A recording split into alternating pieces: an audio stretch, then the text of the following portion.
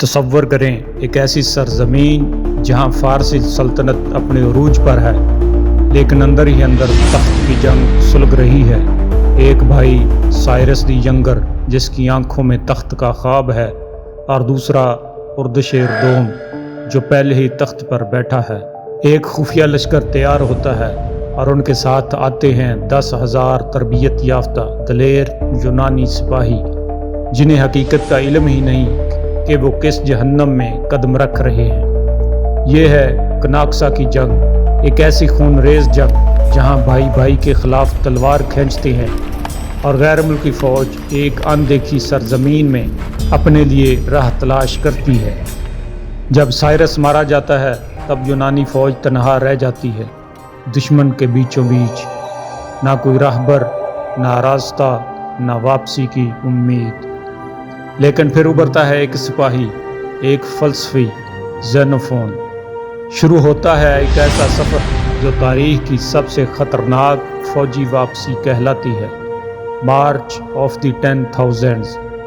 یہ صرف ایک جنگ نہیں، یہ قیادت، حوصلے اور زندہ بچنے کی ایسی کہانی ہے جو ہزاروں سال بعد بھی دنیا کو حیران کر دیتی ہے۔ دیکھیے مکمل داستان زینوفون، سائرس، اردشیر اور کناکسا کے میدان کی صرف ہماری ویڈیو میں۔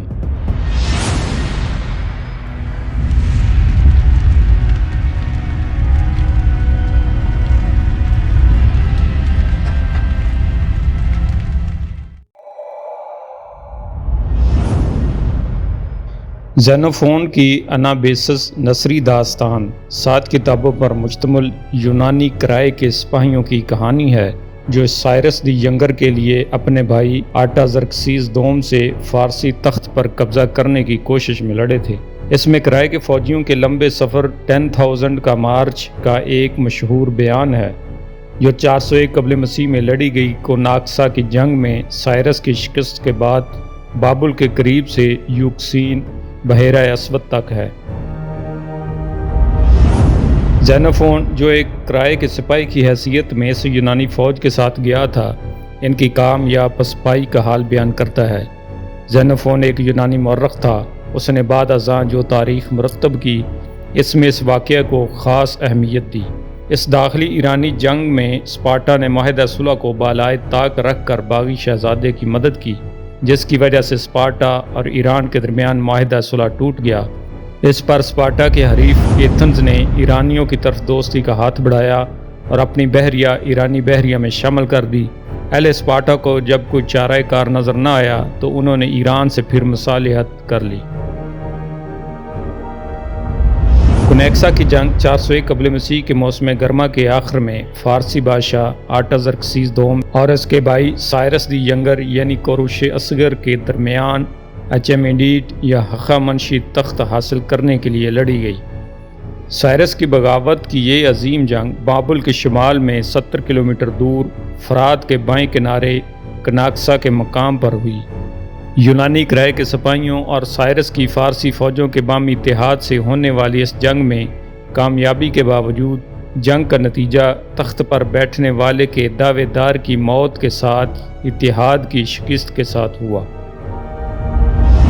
وجہ بغاوت: داریوش دوم کی ملکہ پریستی چاہتی تھی کہ اس کا بیٹا سائرس یا کوروش اصغر ولی عہد نامزد کیا جائے، مگر داریوش دوم نے ملکہ کی خواہش کو رد کرتے ہوئے اپنے دوسرے بیٹے ارشک یا ارساسس کو ولی عہد نامزد کیا، جس کی وفات پر 404 قبل مسیح میں آرٹازرکسیس دوم یا اردشیر دوم کے نام سے تخت نشین ہوا۔ آرٹازرکسیس دوم کی رسم تاج پوشی بازارگد میں ہوئی۔ سائرس دی ینگر کو یہ کب گوارا تھا کہ آرٹازرکسیس دوم تاج پہنے اور وہ محروم رہ جائے، چنانچہ اس نے عین تاج پوشی کے دن آرٹازرکسیس پر حملے کی ٹھانی۔ ایک درباری امیر تصافرن یا ٹیسافرنس نے اس کے فاسد ارادے سے آرٹازرکسیس کو آگاہ کر دیا۔ اس پر سائرس کو گرفتار کر لیا گیا اور اس کے قتل کا حکم جاری ہو گیا، مگر مادر ملکہ پریستی آڑے آئی اور سائرس کی جان بخشی کروا کر اسے ایشیائی کوچک کا حکمران بنا کر بھیج دیا گیا۔ سائرس وہاں جا کر بھی خاموش نہیں بیٹھا، اس نے اپنے تجربہ کار یونانی جرنیل کلیریکس کو ایک بڑا لشکر تیار کرنے پر مامور کیا اور وہ یونانی کرائے کے گوریلے بھرتی کرنے شروع کر دیے۔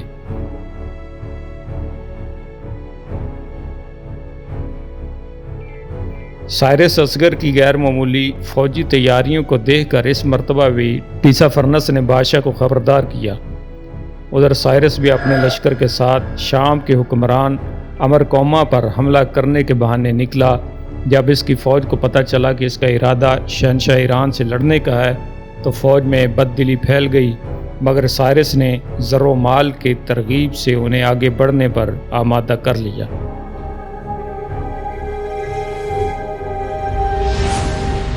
جنگ کی تیاریاں۔ سائرس نے یونانی کرائے کے فوجیوں کی ایک فوج جمع کی جس میں 10,400 ہیپلائٹس اور 2500 پیادہ فوجی شامل تھے، جو اسپارٹن جنرل کیلیریکس کے ماتحت تھے۔ 401 قبل مسیح میں سائرس بابل کی حدود میں میسوپوٹیمیا یعنی عراق میں داخل ہو گیا۔ جب سائرس کو معلوم ہوا کہ اس کا بڑا بھائی عظیم بادشاہ اپنی فوج کے ساتھ قریب آ رہا ہے تو اس نے اپنی فوج کو جنگی صف میں لا کھڑا کیا۔ اس نے یونانی کرائے کے فوجیوں کو دائیں طرف دریا کے قریب رکھا۔ اس کے علاوہ ان کے دائیں طرف کچھ گھوڑ سوار دستے بھی تھے۔ سائرس خود 600 باڈی گارڈز کے ساتھ یونانی کرائے کے فوجیوں کے بائیں طرف مرکز میں تھا، جبکہ سائرس کے ایشیائی دستے بائیں جانب تھے۔ اس کے برعکس آرٹازرکسیس دوم نے اپنا میسرا دریا پر رکھا، جس میں گھوڑ سوار فوج کی ایک یونٹ بھی اس کی حمایت کر رہی تھی۔ آرٹازرکسیس اپنی فوج کے مرکز میں تھا، جس میں فارسی کیولری کے 6000 سوار تھے، جو سائرس کے بائیں طرف تھا۔ حتمی حملہ شروع ہونے سے پہلے کناکسا کے واقعات کا مرکزی تعلق رکھنے والے زینوفون نے، جو شاید اس وقت درمیانی درجے کا افسر تھا، سائرس سے رابطہ کیا تاکہ اس بات کو یقینی بنایا جا سکے کہ تمام مناسب احکامات اور انتظامات کیے گئے ہیں۔ سائرس نے لڑائی سے پہلے مذہبی قربانیاں پیش کیں، جو روایتی طور پر جنگ سے پہلے کی جاتی تھیں تاکہ کامیابین کا مقدر بنے۔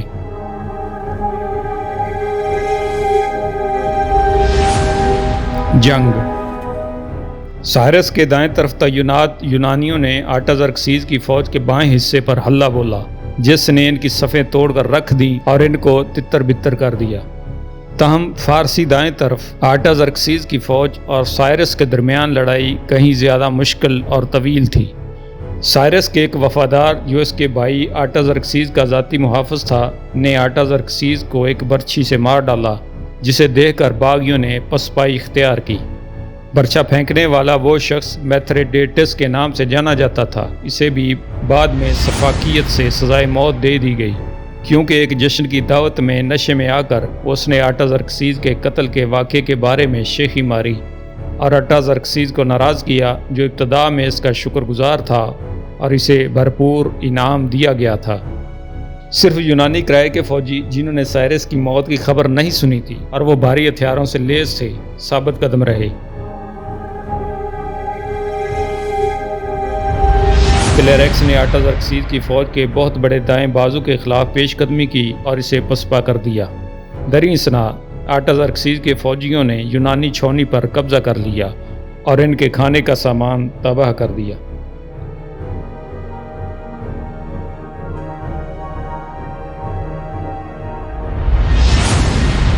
ما بعد از جنگ۔ یونانی سپاہی اور اس جنگ کے شاہد مصنف زینوفون کے مطابق یونانی فوجوں نے اپنے مخالف فارسیوں کو منتشر کر دیا، صرف ایک یونانی زخمی ہوا تھا۔ جنگ کے بعد جب انہوں نے سنا کہ سائرس خود مارا گیا ہے تو ان کی فتح غیر متعلق اور مہم ناکام ہو گئی۔ وہ ایک بہت بڑی سلطنت کے بیچ میں تھے جس میں کوئی خوراک، کوئی مدد اور کوئی قابل اعتماد دوست نہیں تھا۔ انہوں نے اپنے فارسی اتحادی ایریس کو بادشاہ بنانے کی پیشکش کی، لیکن اس نے اس بنیاد پر انکار کر دیا کہ وہی شاہی خون سے نہیں ہے۔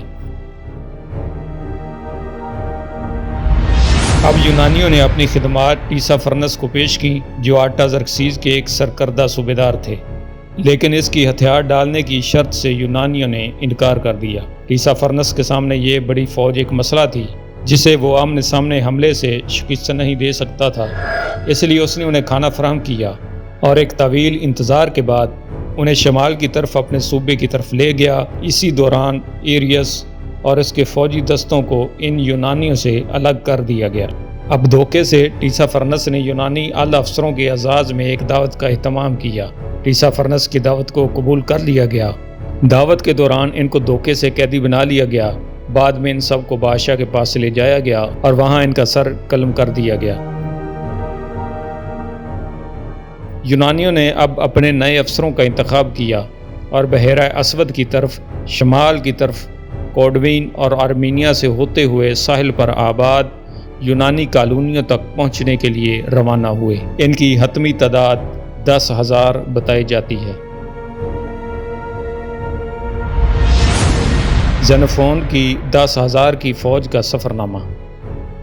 یونانی فوج کے جرنیلوں کے قتل سے فوج مایوس ہو گئی، لیکن زینوفون نے ہمت دکھائی۔ وہ خود ایک فلسفی اور شاگرد سقراط تھا، لیکن اس نے کمان سنبھالی اور باقی فوج کو زندہ واپس لانے کا ارادہ کیا۔